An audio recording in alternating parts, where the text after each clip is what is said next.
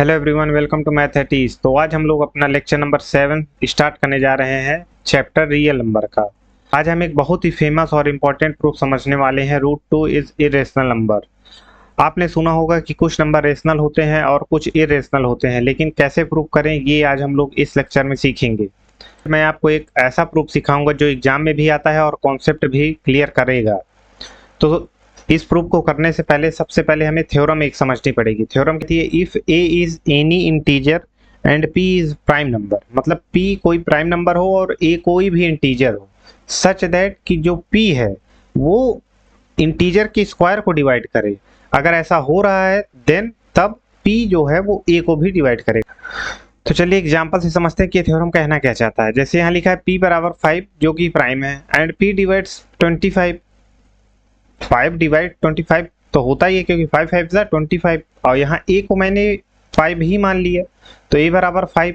भाई अगर ये प्राइम है तो इंटीजर भी तो होगा, तो जो p है वो 5 को भी डिवाइड करेगा। समझ गए? जैसे मैं कह दूं कि मान लो a बराबर 2 लिख से कलर बदल देता हूँ आपको। जैसे मैं a बराबर लिख दूं 2 और इसका स्क्वायर कर दूं 4।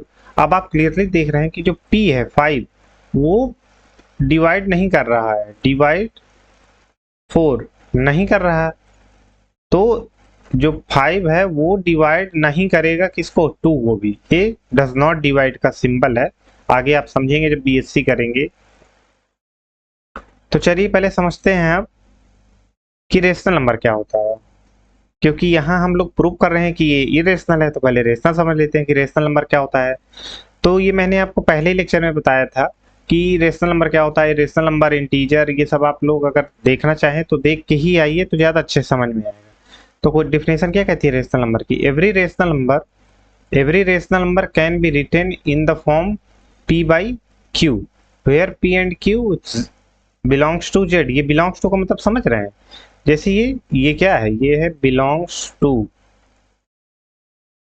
मतलब कि जो p एंड q के मेंबर हैं, मतलब जो p एंड q है वो कहाँ से बिलोंग कर रहे हैं? इंटीजर से हैं। जो p एंड q है वो इंटीजर है एंड जो q है वो 0 से बड़ा है, निगेटिव नहीं है, 0 से बड़ा है। लेकिन p क्या है? निगेटिव भी हो सकता है, पॉजिटिव भी हो सकता है और 0 भी हो सकता है। And p and q has no common factor, मतलब p और q के पास कोई दूसरा कॉमन फैक्टर ना हो एक के अलावा। तो इसका मतलब यही तो हुआ HCF बराबर 1, मतलब हाईएस्ट कॉमन फैक्टर ही तो है। अब जब कह रहे हैं कि एक से बड़ा कोई कॉमन फैक्टर ही ना मिले तो भाई एक ही है, तो वही हाईएस्ट कॉमन फैक्टर है। Got it? चलिए जैसे कि एग्जांपल लेते हैं 5/4। तो ये 5 क्या है आपका? p है, 4 क्या है आपका? q है। Since q is equal to 4 जो कि 0 से बड़ा है, नो प्रॉब्लम। और देख रहे हैं कि 5 और 4 के पास सिर्फ एक ही है जो इसका फैक्टर है, कॉमन फैक्टर है, और कोई कॉमन फैक्टर नहीं मिलेगा। समझ गए? अब जैसे दूसरा एग्जांपल ले लो 2/8। 2/8 को यहाँ p क्या है? 2 है, 8 क्या है? q है, and q is equal to 8 is greater than 0।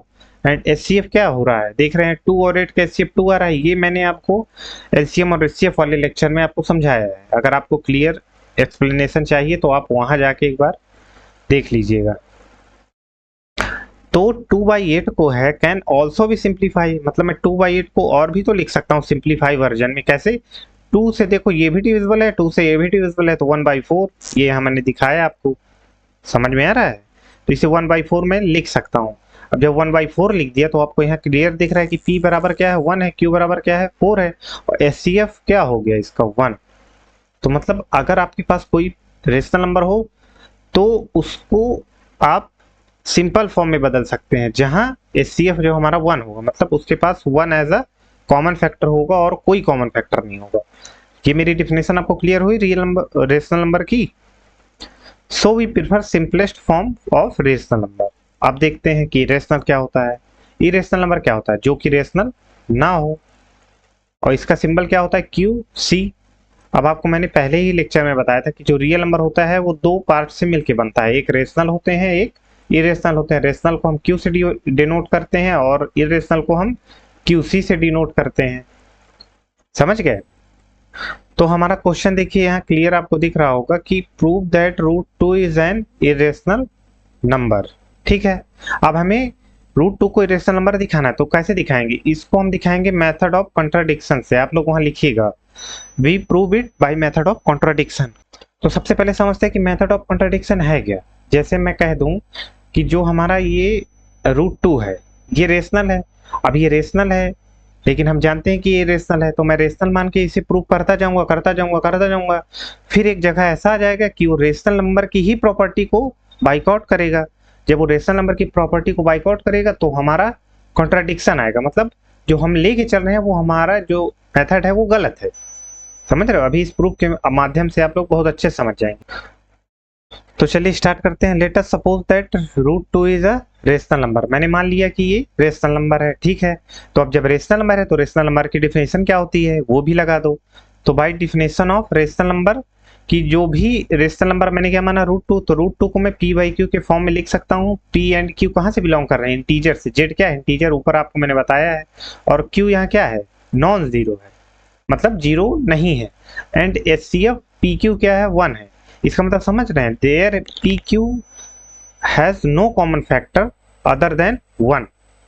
यही तो है हाईएस्ट कॉमन फैक्टर। अगर PQ का जो हाईएस्ट कॉमन फैक्टर 1 है तो उसके पास कोई दूसरा कॉमन फैक्टर नहीं होगा। समझ रहे हो इतनी सी बात? अब मैं क्या करूंगा, √2 है तो इसको स्क्वायरिंग बोथ साइड तो कर सकता हूं। तो ये क्या हो जाएगा, जब मैंने क्या किया स्क्वायरिंग बोथ साइड किया तो √2 का whole square equal to p/q का होल स्क्वायर। और ये पता है कि मैंने आपको पहले ही लेक्चर में बताया था कि √2 को जब स्क्वायर करेंगे तो 2 आता है। कैसे आता है? क्योंकि √2 इंटू √2 बराबर 2 होता है। ये मैंने आपको पहले की दूसरे लेक्चर में आपको एक्सप्लेन किया है डिटेल में। अब चलिए आगे बढ़ते हैं। तो आगे क्या है, अब देखिए जब क्रॉस मल्टीप्लिकेशन करेंगे तो ये क्या हो जाएगा, ये इधर चला जाएगा ये, और ये इधर चला जाएगा क्योंकि क्रॉस है। अब जब क्रॉस मल्टीप्लिकेशन किए तो p² बराबर क्या लिख सकता हूँ, 2q²। समझ में आ रहा है मैं क्या कहना चाह रहा हूँ? 2q² लिख दिया बाई क्रॉस मल्टीप्लिकेशन। एक मिनट कलर चेंज कर लेता हूँ। अब देखिए कि p² बराबर 2 का मल्टीपल है। जैसे यहाँ देखिए p² बराबर 2 इंटू समथिंग है, ठीक है। तो p² को मैं 2 से और इधर भी 2 से डिवाइड करूंगा तो देखिए 2 से 2 कट गया, तो इसका मतलब p² क्या है, 2 से डिविजिबल है।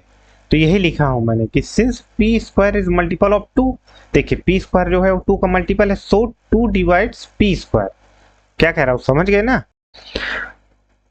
देखिए जैसे मैं कह दूं कि 18 है, 18 को मैं क्या लिख सकता हूँ, 2 इंटू 9। तो देखो 2 के मल्टीपल में है ना 18, तो इसलिए ये 2 से डिविजिबल है, 2 से ये डिविजिबल है 18। मेरा मतलब समझ गए मैं क्या कहना चाह रहा हूँ? यही लिखा हूं मैं यहाँ। Since p² is multiple of 2, तो यहाँ जैसे 18 is multiple of 2, so 2 divides p², so 2 divides 18। समझ गए मैं क्या कहना चाह रहा हूँ? देयरफॉर 2 डिवाइड्स p, क्योंकि थ्योरम के अकॉर्डिंग, यही तो थ्योरम ऊपर मैंने लिखा है। अब देखिए अगर 2 डिवाइड्स p है, मतलब p को डिवाइड कर रहा है 2, तो p का जो टर्म है वो 2 के मल्टीपल में ही ना होगा। जैसे मैं कह दूं कि आपका 26 डिविजिबल है 2 के, तो ये 2 के मल्टीपल में होगा ना, तो 2 इंटू 13। समझ गए? यहाँ आप क्लियरली देख रहे हैं कि 13 2 से डिविजिबल नहीं है लेकिन 2 है, तो इसीलिए मैंने क्या लिख दिया कि लेट p बराबर 2k, मतलब कि जो भी p होगा वो 2 के किसी मल्टीपल में होगा। k क्या है, यहाँ इंटीजर है। ये बात आपको समझ में आ गई इतनी? क्यों ऐसे लिख पा रहे हैं? क्योंकि 2 डिवाइड्स p। समझ गए? अभी आपको बताया। अब यही p की वैल्यू उठा के मैं कहाँ रखूंगा, इक्वेशन 1 में, यहाँ, क्योंकि यहाँ p है। तो देखिए वही लिख दिया कि p की जगह क्या लिख दिया, 2k और उसका स्क्वायर, क्योंकि वहां क्या था, p² बराबर 2q² था, ठीक है। तो देखिए 2k² इक्वल टू 2q²। अब 2k का होल स्क्वायर करेंगे तो क्या हो जाएगा, 4k²। और 4k² बराबर किसके, 2q² के। अब आप यहाँ देखिए दोनों, ये 4 है ये 2 है, तो दोनों 2 से डिविजिबल हैं। तो 2 1 जा 2, 2 2 जा 4, 2 से मैंने डिवाइड कर दिया दोनों साइड, तो यहाँ क्या हो गया, तो यहाँ बचा 2p, तो यहाँ बचा q² बराबर 2k², ठीक है। अब यहाँ फिर देखिए कि q² को मैं किसके मल्टीपल पे लिख रहा हूँ, 2k। अब जब q² इज मल्टीपल ऑफ 2, तो सिंपल सी बात है कि 2 डिवाइड करेगा किसको, q² को।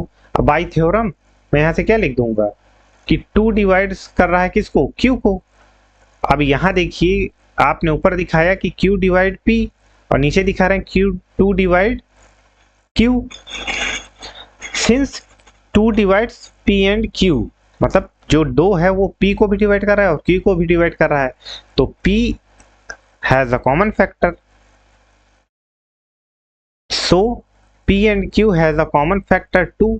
मतलब 2 है वो कॉमन फैक्टर है दोनों में, तभी तो दोनों को डिवाइड कर रहा है। जैसे मैं कह दूं कि 4 और 6 ले लो, तो देखो ये भी 2 से डिविजिबल है, ये भी 2 से डिविजिबल है, तो 2 इनका क्या है, कॉमन फैक्टर है। तो जब हम एचसीएफ लेते हैं 4 6 का, तो एचसीएफ क्या आ जाता है, 2। समझ गए मैं क्या कहना चाह रहा हूँ। क्या हो गया, 10 p and q has a common factor 2, this contradiction that p and q has no common factor except 1। भाई मैंने क्या लिया कि मैंने माना कि वो रेशनल नंबर है, रेशनल नंबर है तो उसके पास एक से ज्यादा कॉमन फैक्टर नहीं होना चाहिए। अब यहाँ दिखा दे रहा हूँ कि 2 उसके पास एक कॉमन फैक्टर है, यही तो कंट्राडिक्शन है, इसी को तो कहते हैं मेथड ऑफ कंट्राडिक्शन। आपने देखिए लिया कुछ और, आ कुछ और गया, और उसी की प्रॉपर्टी को कंट्राडिक्ट कर रहा है, तो इसलिए क्या हो गया, hence our assumption is wrong. Assumption हमने क्या माना था कि √2 is rational number, therefore √2 is an irrational number. समझ गए। आप इसको बार बार देखिए और इसको लिखने का प्रैक्टिस करिए, आपको बहुत इजीली समझ में आ जाएगा। अब मैं आपको दूसरे क्वेश्चन में एक बार और एक्सप्लेन करूंगा, आप लोग ध्यान से सुनिएगा उसे।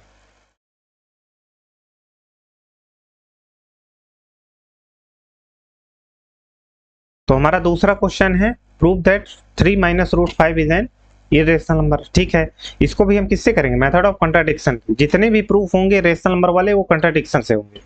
अब ये इरेशनल नंबर है, मैं मान लूंगा रेशनल है, तो ये लीजिए मैंने मान लिया रेशनल है। अब जब मैंने मान लिया रेशनल है तो इसे कह दिया कि x है, मान लो कोई x है जो कि रेशनल नंबर है। ठीक है, तो अब जब x इसको मैंने रेशनल माना तो ये क्या लिखेंगे, 3 minus √5 is equal to x, भाई रेशनल नंबर के बराबर है, तो ये ठीक है बराबर हो गया। अब देखिए कि मुझे √5 अलग चाहिए। आप एक चीज ऐसे क्वेश्चन में याद रखिएगा, जब प्लस माइनस इंटू डिवाइड कुछ भी हो, तो आप एक काम करिएगा, जो इरेशनल वाला टर्म जैसे √2 √3 √5 √6 √7 √11 √13, इनको अलग रखिएगा। अलग मतलब इक्वल के एक साइड और बाकी सब इक्वल के दूसरी साइड। अब यहाँ इसको हटा, इसको बस मुझे बचाना है √5, तो √5 बचाना है, तो देखिए ये 3 है, इधर प्लस में है, तो इधर कहाँ कर दूंगा, अगर मैं 3 दोनों तरफ से माइनस कर दूं तो ये तो 0 हो गया, ये वाला 3 ये वाला, और इधर क्या बचेगा x माइनस 3, तो मैंने यही किया, दोनों साइड 3 से माइनस कर दिया। अब देखिए यहाँ माइनस √5 है, हमें क्या चाहिए प्लस का √5, तो मैं क्या करूंगा, माइनस से दोनों साइड इंटू कर दूंगा। अब जब मैंने इंटू किया तो आप लोग यहाँ देखिए क्लियरली कि जब मैंने माइनस किया x माइनस 3, ठीक है, तो मैंने आपको कल ही बताया था कि जब माइनस ब्रैकेट के बाहर हो तो क्या होता है, अंदर के साइन बदल जाते हैं। तो देखिए प्लस का x है तो माइनस का x हो जाएगा, और अब माइनस का 3 है तो प्लस का 3 हो जाएगा। तो मैं इसको क्या लिख सकता हूँ, 3 माइनस x, यही मैंने यहाँ लिख दिया। अब आपको मैंने जब ऑपरेशन बताया था रेशनल नंबर का, तो वहां बताया था कि जब कोई रेशनल नंबर किसी रेशनल नंबर से माइनस होता है, ऐड होता है, तो क्या आता है, रेशनल नंबर आता है। तो आपको यहाँ क्लियर दिख रहा है कि x भी क्या है, रेशनल नंबर है, और 3 क्या है, रेशनल नंबर है, क्योंकि 3/1 लिख सकते हैं। ठीक है, rational number, so x minus 3 is also a rational number. समझ के मैं क्या कहना चाह रहा हूँ, यही कि ये एक उसका ऑपरेशन है रेशनल नंबर का, कि रेशनल नंबर को जब ऐड करेंगे तो एक रेशनल नंबर ही आएगा। ये आपको पिछले लेक्चर में आपको बता चुका हूँ मैं। तो अब हमारे पास क्या मिल गया कि √5 इज रेशनल नंबर है। भाई अगर मैं कह दूं कि मेरी एज 20 है, तुम्हारी एज 20 है, तो तभी ना तुम मेरे से बराबर होगी। तो अब जब मैं कह रहा हूं कि x बराबर, जब मैं कह रहा हूं कि 3 माइनस x बराबर क्या है, √5 है, ये क्या है, रेशनल है, तो ये भी भाई रेशनल होगा, तभी ना इक्वल होगा। बराबर का मतलब क्या होता है कि तुम मेरे बराबर हो, तो भाई अगर मैं रेशनल हूं तो तुम भी रेशनल हो, तो यहाँ से क्या हो गया कि √5 इज रेशनल नंबर। अब फिर इसको आप आराम से प्रूव कर लेंगे कि रेशनल नहीं है। कैसे, पिछले क्वेश्चन में आपको मैंने समझाया कैसे, कि लेट √5 इज p/q, कॉन्ट्रडिक्शन से मान रहे हैं ना, तो मैंने मान लिया कि अगर यहाँ हम मान ही रहे हैं कि रेशनल है, तो यहाँ क्या सिंपल है, रेशनल है तो p/q के फॉर्म में लिख सकते हैं। अब जब p/q के फॉर्म में लिख सकते हैं, और जहाँ p एंड q क्या है, इंटीजर है, q क्या है, ग्रेटर देन 0 है, और p and q has no common factor, मतलब p and q have no common factor except 1। HCF क्या है, 1 है, किसका, p एंड q का। ठीक है, तो क्या होगा, यहाँ से आगे देखिए √5 को मैं p/q लिखा, फिर इसको स्क्वायरिंग बोथ साइड कर दिया, तो p² is equal to 5q। पीछे आपको बताया हूँ कैसे क्या हो रहा है। अब देख रहा हूँ कि p² 5 के मल्टीपल में है, तो जो होगा 5 वो किसको डिवाइड करेगा, 5 क्यू स्क्वायर को, क्योंकि 5 के मल्टीपल में है, यहाँ 5 की वजह से है, यहाँ 5 है इसलिए कि 5 से डिवाइड होगा। तो इसका मतलब क्या, 5 डिवाइड्स पी स्क्वायर, क्योंकि पी स्क्वायर ही तो है 5 क्यू स्क्वायर। यहाँ से देखिए ये उठा के यहाँ रखो तो ये आ जाएगा, ठीक है। तो इसका मतलब क्या हुआ कि 5 डिवाइड्स पी किसके अकॉर्डिंग, थ्योरम के अकॉर्डिंग, कि अगर 5 डिवाइड्स कोई पी स्क्वायर को कर रहा है तो 5 डिवाइड्स पी, तो देखो 5 डिवाइड्स पी, तो अब पी को मैं क्या लिख सकता हूँ 5 के, क्योंकि अगर 5 पी से डिवाइड हो रहा है तो पी पक्का 5 के मल्टीपल में होगा, तो पी क्या हो गया 5 के मल्टीपल में। अब के क्या है, यहाँ इंटीजर है, तो अब जो पी की वैल्यू है उसे उठा के कहाँ रखेंगे, इक्वेशन 1 में, पीछे आपको मैंने बताया ही है कैसे क्या हो रहा है। तो इससे क्या हमें ये आप जब सॉल्व करेंगे तो आपको मिलेगा कि 5 के square equal to q square. कैसे हो रहा है पीछे वाले क्वेश्चन में बताया, आप लोग यहाँ अपने से करिएगा, प्रैक्टिस हो। अब क्यू स्क्वायर बराबर क्या है 5 के स्क्वायर। अब जब क्यू स्क्वायर बराबर 5 के स्क्वायर है तो 5 के मल्टीपल में हुआ, जब 5 के मल्टीपल में है तो 5 डिवाइड्स क्यू स्क्वायर, ये देखो यहाँ लिखा हूँ 5 डिवाइड्स क्यू स्क्वायर। इसका मतलब 5 डिवाइड्स क्यू, कैसे, बाई थ्योरम, पहली थ्योरम ऊपर, इसीलिए थ्योरम पहले लिख दिया हूँ। तो इसका मतलब क्या होगा कि thus P and Q has a common factor 5. This contradicts that P and Q has no common factor except 1. Hence our assumption is wrong. Therefore 3 minus 5 is an irrational number. सुनिएगा गौर से, मैं आपको इसे एक्सप्लेन करता हूँ orally. कैसे, मान लो √5 is an irrational number prove करना है, तो मैं क्या मान लूंगा, कंट्राडिक्शन से करूंगा तो पहले उसे मान लूंगा कि √5 इज अ रेशनल नंबर। अब जब √5 रेशनल नंबर हो गया तो रेशनल नंबर को कैसे लिखते हैं p बाई क्यू में, तो √5 is equal to p by q. अब p क्यू क्या है, इंटीजर है, और q यहाँ 0 नहीं है, 0 से बड़ा है, ठीक है। तो स्क्वायरिंग बोथ साइड करिएगा, जब स्क्वायरिंग बोथ साइड करेंगे तो देखेंगे कि 5 square equal to p square upon q square आएगा, तो पी स्क्वायर बराबर 5 क्यू स्क्वायर हो जाएगा। अब जब p 5 के मल्टीपल में है तो p स्क्वायर डिवाइड होगा किससे, 5 से, तो p भी डिवाइड होगा 5 से, थ्योरम कहती है। अब देखिए जब p 5 से डिवाइड हो रहा है तो p को 5 के मल्टीपल में लिख सकते हैं, तो मैंने वहां 5 के लिया, p बराबर 5 के। अब जब p बराबर 5 के लिए इसको उठा के ऊपर रख दिया, जब ऊपर सॉल्व करेंगे तो आपको दिखेगा कि जो क्यू स्क्वायर है वो भी 5 के मल्टीपल में है। अब जब क्यू स्क्वायर 5 के मल्टीपल में है तो क्यू स्क्वायर 5 से डिवाइड होगा। अब जब 5 से डिवाइड होगा क्यू स्क्वायर तो जो क्यू होगा वो भी 5 से डिवाइड होगा, किसके अकॉर्डिंग, थ्योरम के अकॉर्डिंग। तो आपको यहाँ क्लियरली दिख रहा है कि 5 डिवाइड कर रहा है क्यू को, 5 डिवाइड कर रहा है पी को, तो 5 क्या है, दोनों का कॉमन फैक्टर है। एचसीएफ का मतलब क्या होता है, हाईएस्ट कॉमन फैक्टर। तो देखिए हमारा जो एजम्पशन था कि P and Q R rational number and, तो हमारा एजम्पशन क्या था कि पी एंड क्यू क्या है, इंटीजर है, जहां पी एंड क्यू के पास कोई कॉमन फैक्टर नहीं है एक के अलावा, लेकिन यहाँ कॉमन फैक्टर मिल गया क्या, 5। तो इसका मतलब हमारा एजम्पशन गलत है, और जब हमारा एजम्पशन ही गलत है तो इसका मतलब √5 क्या है, तो इरेशनल नंबर है। तो उम्मीद करता हूं कि आज की क्लास आपको समझ में आई होगी। ये क्वेश्चन आपका फिक्स है, आना ही आना है बोर्ड एग्जाम में, तो आप इसको ध्यान से करिए। मिलते हैं आपको नेक्स्ट क्लास में। Thank you.